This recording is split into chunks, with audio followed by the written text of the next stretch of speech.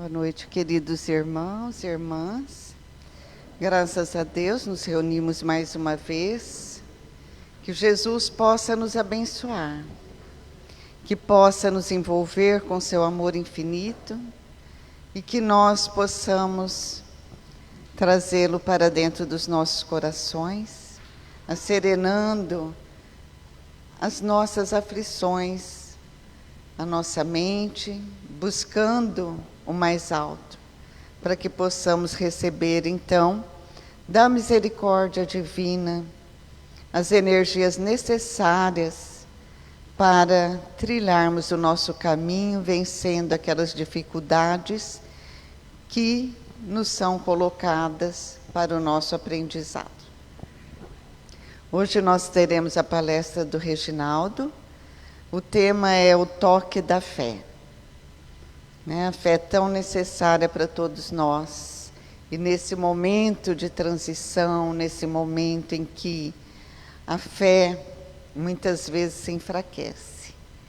Então vamos elevar o nosso pensamento, pedindo a Jesus que permita que a equipe espiritual possa nos auxiliar o nosso irmão, trazendo a inspiração necessária para a sua palestra.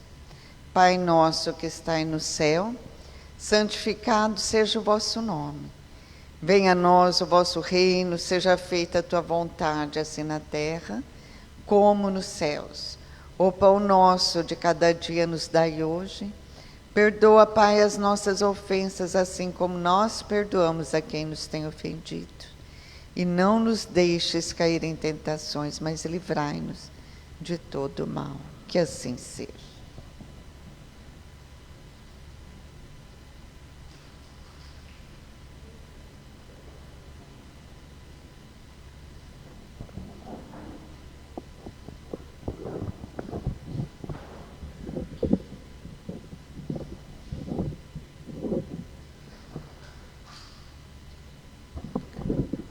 Boa noite a todos.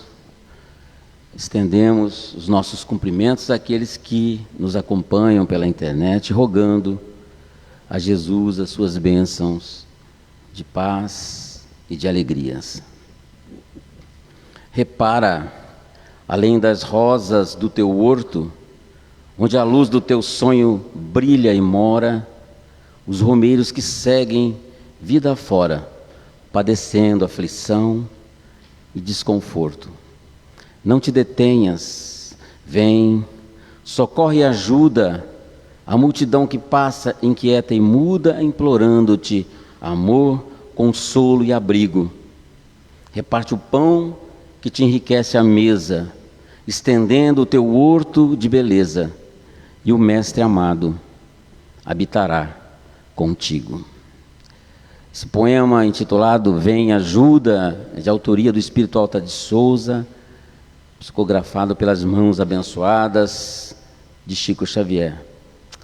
É um poema que nos recorda que fomos chamados a espalhar amor, oferecer consolo aos que sofrem.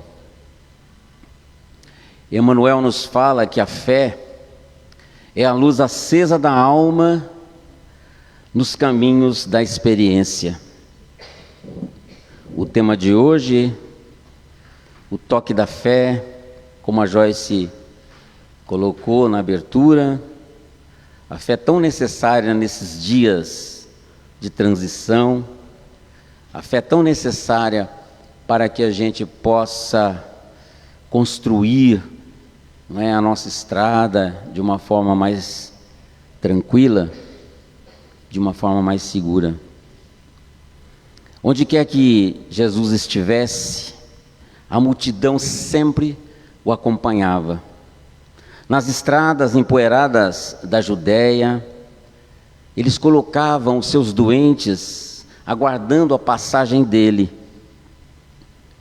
Nas areias das praias de Genezaré, sentavam-se nas pedras à sombra de árvores, e a sua palavra doce e terna penetrava aqueles corações aflitos, levando o remédio necessário para as suas dores e para os seus sofrimentos. Nas casas simples, onde as pessoas o convidavam, em Cafarnaum, rodeado por pescadores, agricultores, artesãos, donas de casa, ele ensinava paciente, contando-lhes histórias que eram como sementes semeadas nos jardins sagrados da alma para o florescimento futuro. Nas ruas estreitas de Jerusalém, a sua presença atraía pessoas de todas as regiões e ali, espremido no meio do povo, no contato mais estreito, ele distribuía suas bênçãos de amor, alegrias, libertando pessoas do cárcere de dor e do sofrimento. E foi exatamente num destes encontros na cidade de Cafarnaum, na região da Judéia, que esse homem foi surpreendido pela fé de uma mulher excluída totalmente pela sociedade, condenada e rotulada como impura pelos homens, mas não esquecida por ele. Esse encontro ocorreu quando Jesus caminhava para a casa de Jairo, em Gerasa ou Gadara, como preferem alguns, e esse encontro está intercalado com o milagre da ressurreição da filha de Jairo. Amélia Rodrigues escreve que o sol já se elevava sobre as águas azuladas do mar da Galileia, o calor característico de Cafarnaum aquecia as estreitas ruas de pedra, pescadores retornavam de suas atividades, comerciantes abriam suas portas, enquanto uma multidão cada vez maior se reunia em torno de Jesus. Entre eles, ocultando sua dor de 12 anos, estava uma mulher que trazia no coração a última esperança. Amélia Rodrigues continua escrevendo a respeito dessa mulher grandiosa, e ela diz: ela vinha curvada pelo peso de longos anos de aflição, evitava os olhares, acostumara-se às portas que se fechavam e aos julgamentos apressados. A multidão não percebia a sua presença. Jesus, porém, havia antes mesmo que ela se aproximasse. E ela apenas ouviu falar de Jesus, e isso bastou. O evangelista Marcos, no capítulo 5, versículo 28, ele expressa o pensamento dessa mulher: se eu apenas lhe tocar as vestes, eu creio que ficarei curada. Ela demonstra uma fé ativa, não é uma fé contemplativa, não é uma fé que fica sem o suporte da razão, é uma fé que age. Então ela se aproxima, escreve o evangelista Marcos, ela se abaixa para não ser notada, estica o braço, e a ponta dos seus dedos, apenas a ponta dos seus dedos, tocam a orla das vestes do Cristo. A hemorragia cessou no mesmo instante do toque nas vestes de Jesus. E Jesus para naquele mesmo instante, mesmo estando ali espremido pelas pessoas que se acotovelavam nas ruas estreitas, ele para e pergunta, olhando para as pessoas que ali estão: quem me tocou? E fica aguardando. Ninguém se pronuncia. Simão se adianta e diz: mestre, tu bem sabe que a multidão se comprime e todos aqui querem tocá-lo. É impossível, mestre, saber exatamente quem foi que lhe tocou.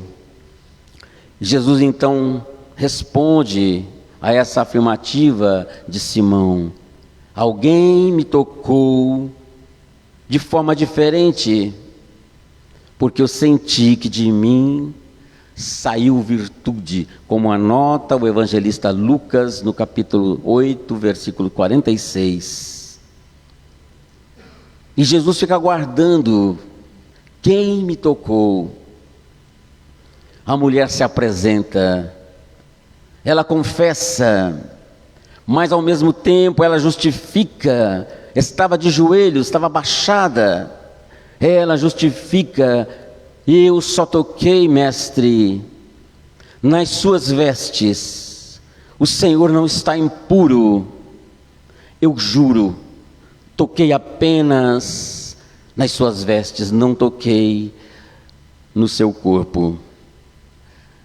Jesus se aproxima, abaixa-se, porque a mulher estava de joelhos, com as mãos postas.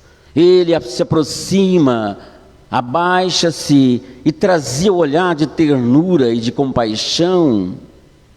E a mulher ali de joelhos, de mãos postas.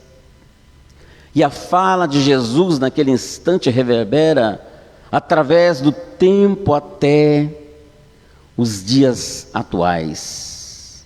Filha, tua fé te curou. Vai-te em paz e fica livre do teu mal. Que homem é esse? Eu pergunto sempre. 12 anos essa mulher sofrendo dessa hemorragia, e bastou 1 segundo apenas, e ela tem de volta a dignidade que o mundo havia lhe tirado. O Evangelho dedica poucos versículos à hemorroíça. Os evangelistas Mateus, Marcos e Lucas, que escrevem sobre o fato, dos 3, o relato um pouco mais completo é o de Marcos, mas mesmo assim é muito sucinto. Ele escreve: a mulher sofria de sangramentos constantes há 12 anos, gastou todo o seu dinheiro, recorreu a médicos, não conquistou a cura. Na época, a hemorragia era considerada um estado de impureza que isolava a pessoa socialmente e a tornava impura. Ao ouvir falar de Jesus, essa mulher o seguiu na multidão, escreve Marcos, e com fé tocou na orla de seu manto e imediatamente o seu sangramento cessou e ela sentiu-se livre da enfermidade que trazia. Ele anota apenas dessa forma. A legislação mosaica classificava aquela mulher ou outra pessoa que tivesse o mesmo problema como impura. Isto significava isolamento social, dificuldades familiares, restrições religiosas, impossibilidade de participar normalmente da vida comunitária. A pessoa era isolada, era um mal de Deus, era condenada por isso. Allan Kardec comenta no capítulo 19 do Evangelho segundo o Espiritismo, a fé que transporta montanhas. Ele diz: a fé sincera e verdadeira é sempre calma, faculta paciência, que sabe esperar. Aquela mulher esperou 12 anos. Sua fé não nasceu na facilidade, ela perseverou. Emmanuel ensina que a fé não é simples aceitação intelectual, mas força viva da alma. No capítulo Tocar o Cristo, do livro Pão Nosso, psicografado pelas mãos abençoadas de Chico Xavier, ele comenta exatamente este episódio, destacando que muito se comprimiu em torno do mestre, Mas somente a mulher sofredora estabeleceu uma ligação profunda através da confiança e da necessidade sincera. Ele esclarece que o Cristo continua acessível a todos, porém, somente o coração que se entrega verdadeiramente consegue receber suas bênçãos. Muitas vezes nós só procuramos a fonte divina quando percebemos que os limites das soluções humanas terminaram.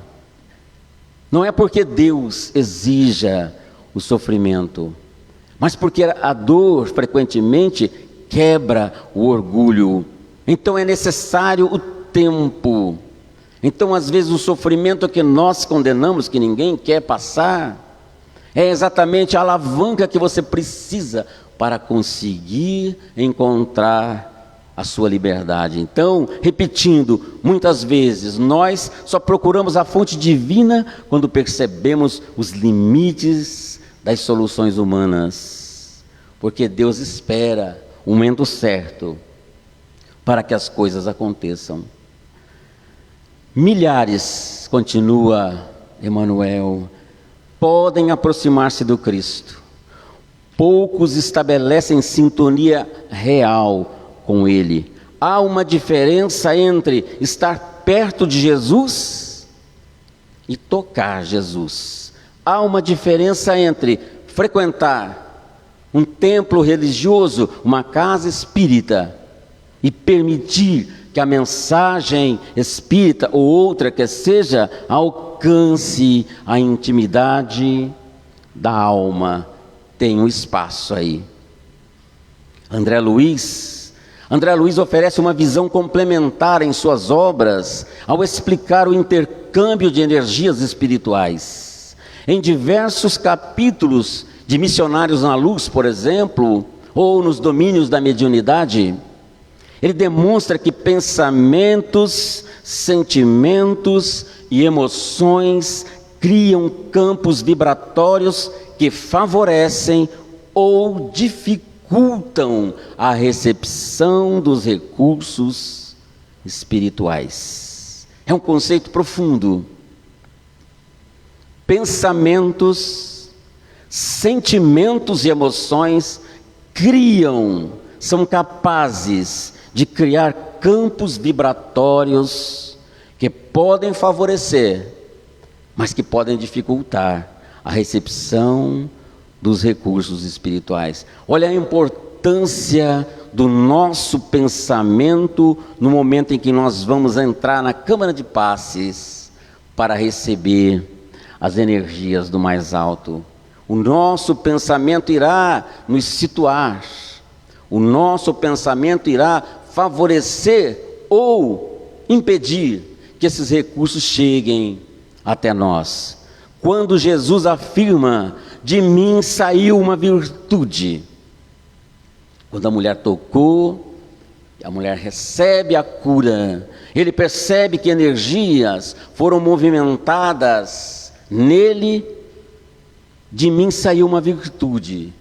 Podemos compreender à luz dessa doutrina maravilhosa, que é a doutrina espírita, que houve uma emissão consciente de forças curadoras. Repetindo, naquele momento em que ela toca o manto de Jesus, houve uma emissão consciente de forças curadoras, captadas pela mulher, através da sintonia produzida pela sua fé robusta, verdadeira e sincera. A cura não ocorreu por magia, não foi um passe de mágica, ocorreu pelo encontro de duas forças: o amor do Cristo e a receptividade da mulher. Ou seja, Jesus é um dínamo, propulsor de energias, até hoje. Receber vai depender daquele que se aventura nessa jornada. Amélia Rodrigues, no livro Primícias do Reino, capítulo 14, intitulado A Mulher Hemorroíça, ela nos convida a olhar para os 12 anos que antecederam aqueles poucos segundos do encontro dela com Jesus. Porque o milagre não começou quando ela tocou as vestes de Jesus, esclarece Amélia Rodrigues. O milagre começou quando ela se recusou a desistir da vida, apesar de 12 anos de sofrimento, de solidão e de humilhação que ela passou. Fazendo uma análise mais profunda deste fato, neste livro Primícias do Reino, no capítulo A Mulher Hemorroíça, Amélia Rodrigues descreve esse encontro de forma mais ampla. Esse capítulo faz parte da série evangélica em que essa autora espiritual reconstitui cenas da vida de Jesus, acrescentando contextos históricos, psicológico, espiritual aos relatos evangélicos. Ela complementa com riqueza de informações. Ela não se limita a repetir o texto dos evangelistas Marcos, Lucas e Mateus. Ela procura responder perguntas que o evangelho deixa em aberto. Por exemplo, de onde vinha aquela mulher? Como era a sua vida antes da enfermidade? O que sentia ao ser rejeitada pela sociedade, ao ser excluída pela sociedade, ao ser rejeitada pelos próprios familiares, ao ser expulsa do próprio núcleo familiar? O que é que essa mulher sentia? Como surgiu a sua esperança em Jesus? O que se passava em sua mente enquanto ela tentava atravessar a multidão, quando ela viu Jesus nas ruas estreitas de Cafarnaum naquele instante? O que ela pensava? É o que nós vamos encontrar nessas obras, se a gente estudar com afinco. Segundo referências de estudos espíritas, baseados neste capítulo desse livro Primícias do Reino, Amélia apresenta a mulher como alguém profundamente marcada pela exclusão e pela dor moral, que abandona a sua cidade.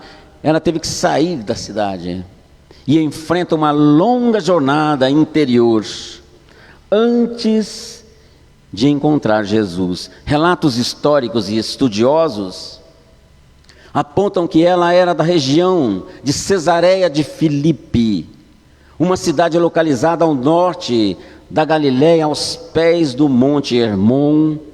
3 dias de caminhada difícil até chegar a Cafarnaum, 45 quilômetros, foi o que ela percorreu. Ela vinha à procura de uma cura, pois ela tinha ouvido falar de Jesus. Ela não viu Jesus, ela ouviu falar de Jesus. Seu mal era considerado um sinal de desventura, um castigo divino. Após ter gasto tudo o que possuía, ela resolveu buscar na próspera Cafarnaum, que era uma cidade importante à época, onde cruzavam as estradas que ligavam o norte e o sul, na esperança de encontrar um remédio ainda não experimentado, encontrar um médico ainda não consultado.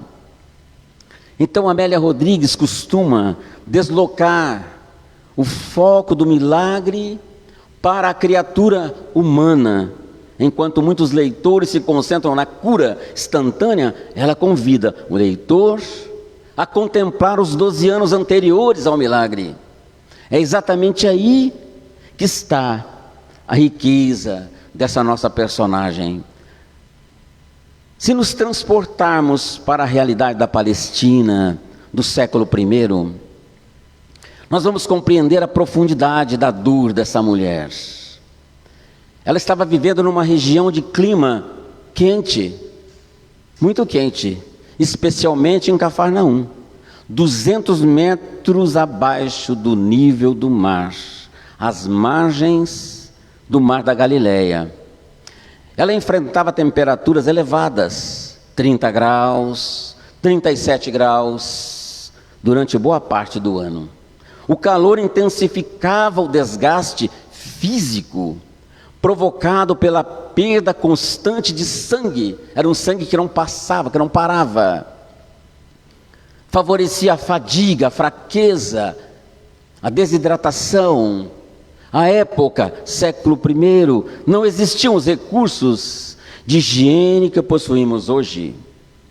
Não havia absorventes descartáveis, não havia medicamentos eficazes, não havia exames que pudessem diagnosticar isso, não havia tratamento especializado. Imaginemos nós, talvez as mulheres vão compreender, talvez melhor, 30 graus, 37 graus, este sangue que secava, o cheiro, não é? A mulher precisava improvisar meios rudimentares para conter o sangramento com panos e cordas que ela amarrava à cintura, convivendo diariamente com o desconforto físico e a preocupação permanente com a sua própria condição.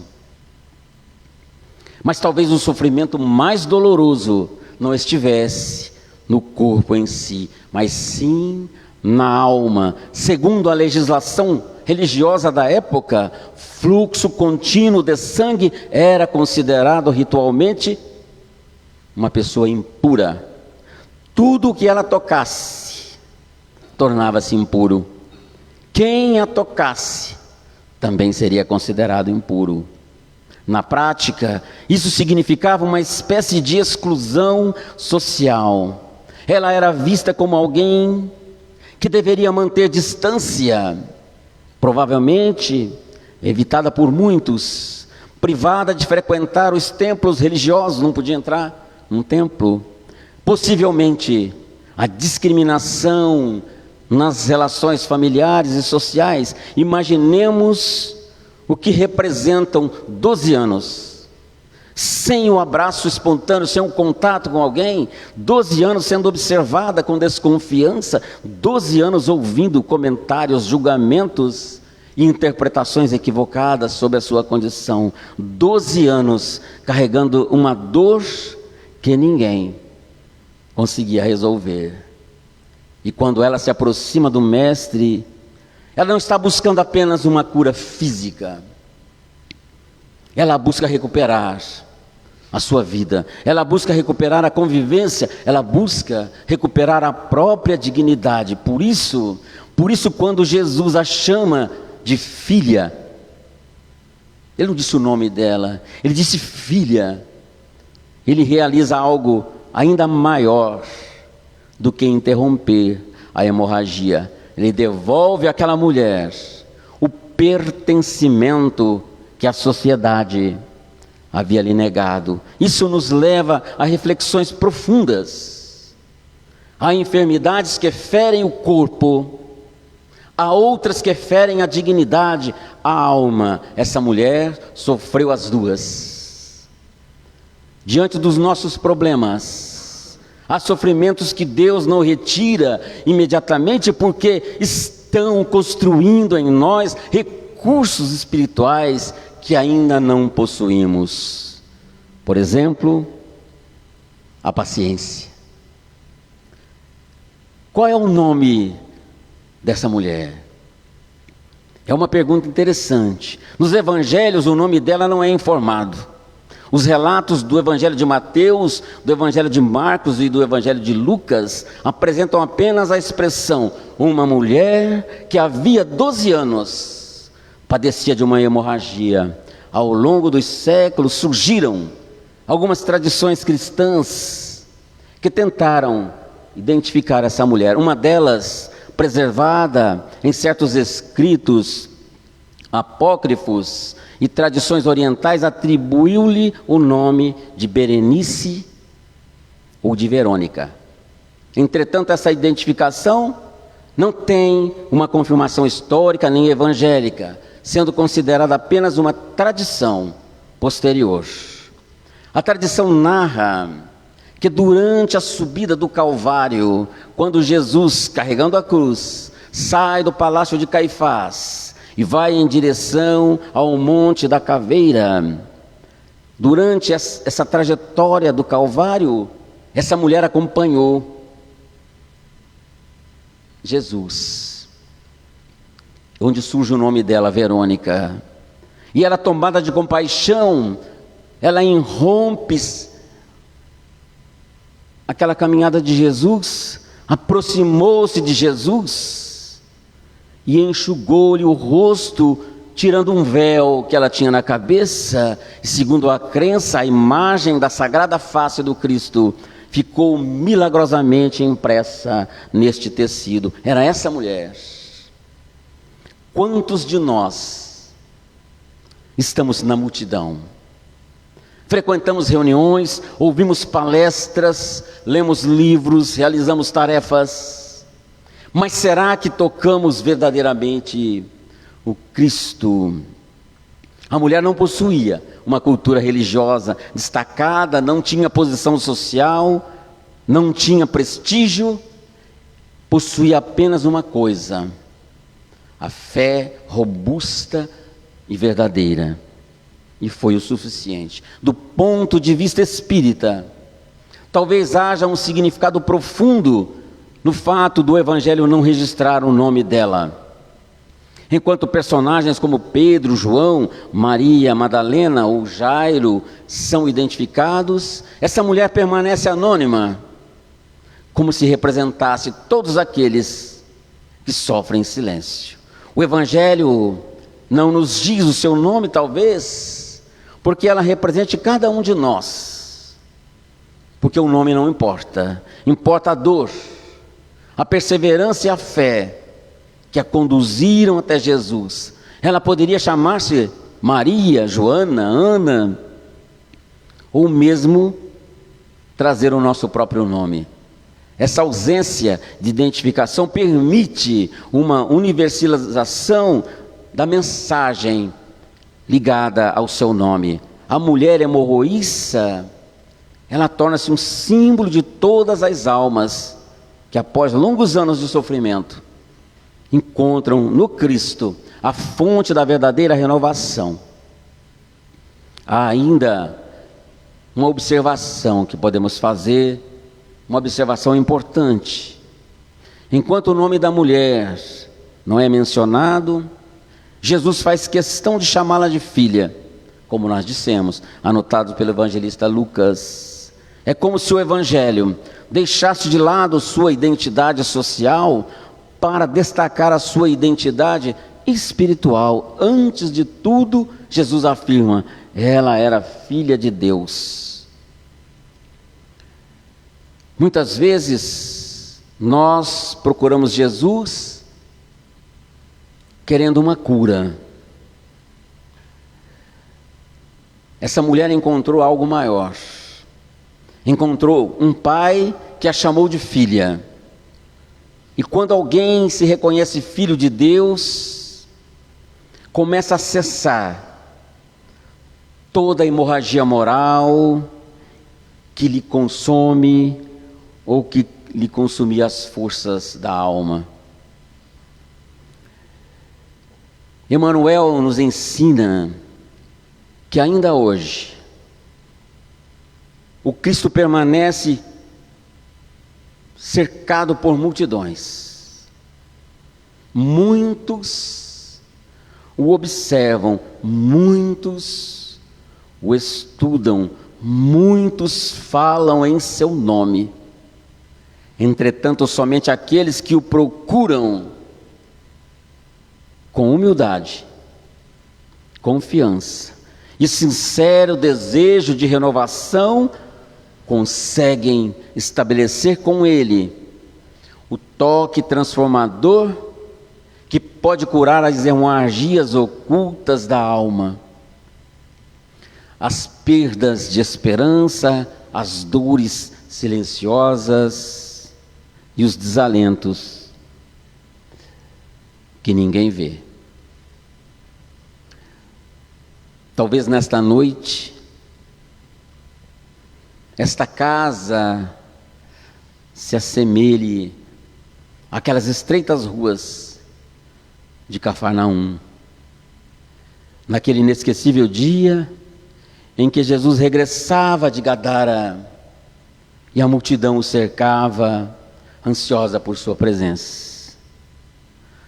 Talvez sejamos nós, essa multidão, cada um, trazendo silenciosamente as próprias dores, as inquietações, as esperanças e talvez o sincero desejo de aproximar-se do Mestre. Quem sabe também ansiemos por sentir a doçura da sua presença, ouvir-lhe uma palavra de consolo que fortaleça a alma, reacenda a esperança e nos inspire a não desistir das lutas que a vida nos apresenta. Que possamos todos nós abrir o coração para que Jesus habite em nós verdadeiramente, que Ele encontre em nossa fé um caminho para nos alcançar, e ainda que nem sempre transforme de imediato as circunstâncias externas, transforme antes de tudo o nosso pensamento, o nosso mundo interior, concedendo-nos coragem para enfrentar esses desafios, serenidade para compreender as provas e confiança de jamais caminharmos sozinhos. Ao deixarmos esta casa, que possamos levar conosco a certeza de que basta um toque sincero na presença do Cristo para que a esperança renasça, a fé se fortaleça e o amor nos devolva a vontade de seguir adiante. Que Jesus nos abençoe hoje e sempre.